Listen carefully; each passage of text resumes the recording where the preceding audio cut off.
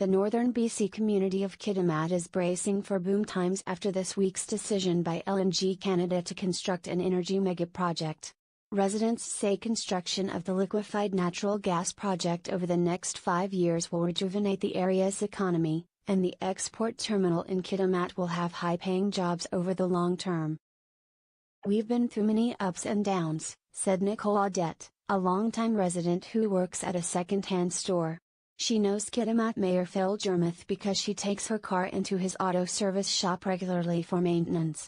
Mr. Audette spotted Mr. Germu outside as he passed by the second-hand store, and she briskly walked over to give him a hug in recognition of his support for LNG Canada. "It's so exciting," Ms. Audette said, as the community celebrates the decision by a Royal Dutch Shell plc-led consortium to forge ahead with the $40 billion project. Mr. Germu said the district of Kitimat will benefit from LNG Canada being added to the industrial tax base. "There will be a boom. There's no doubt," he said. BC Premier John Horgan, LNG Canada Chief Executive Officer Andy Callitz, Haila Nation Chief Councillor Crystal Smith and Mr. Germu played host to a cake-cutting ceremony with about 80 residents in the lobby of an arena in Kitimat on Saturday. "Welcome to the new LNG era in Kitimat," Mr. Germu said, 4 days after the Shell-led consortium held a news conference on October 2 in Vancouver to announce the project's approval. The decision by LNG Canada to make a final investment decision in the north of British Columbia sends a signal around the world that British Columbia is ready to open our doors to investment, provided you work with Indigenous communities, who have the rights and title to the land, Mr. Horgan said on Saturday. The export terminal will be built on the traditional territory of the Haila Nation, which has an impact benefits agreement with LNG Canada. "We've been so focused on LNG Canada that if this project were to go away, I couldn't even gather myself to be able to think in that manner," Ms. Smith said in an interview. "It's the first project in the Haila's history where we've been true partners." Kitimat residents Metro and Phyllis Bereza, who have lived in the district for 40 years, showed up for a slice of the vanilla cake, but more importantly, they wanted to get a close-up look at the historic moment for the region. Ms. Bereza, 76, and her 83-year-old husband smiled as they listened to the speeches in the lobby of the Kitimat Arena. "LNG means that for younger families, their children will be able to get a job here and not have to travel away. I think that's important," Ms. Bereza said after the speeches wrapped up, but girls and boys belonging to the Snow Valley Figure Skating Club continued practicing their moves on the ice. While Canada's energy industry is thrilled that LNG Canada is forging ahead, environmentalists have cautioned that the project's emissions of greenhouse gases will be a setback in the fight against global warming. Shell is the largest partner in the project, with a 40% stake.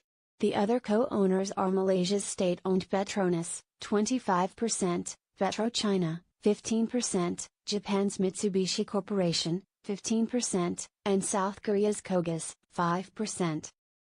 Merchants are hoping to see a surge in new customers.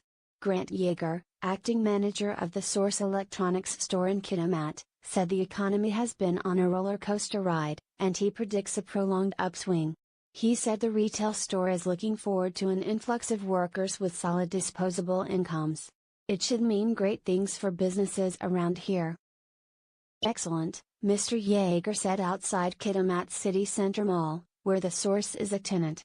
Hundreds of people will start pouring into Kitimat in early 2019, with 4,500 workers expected at the peak of LNG Canada's construction in 2021.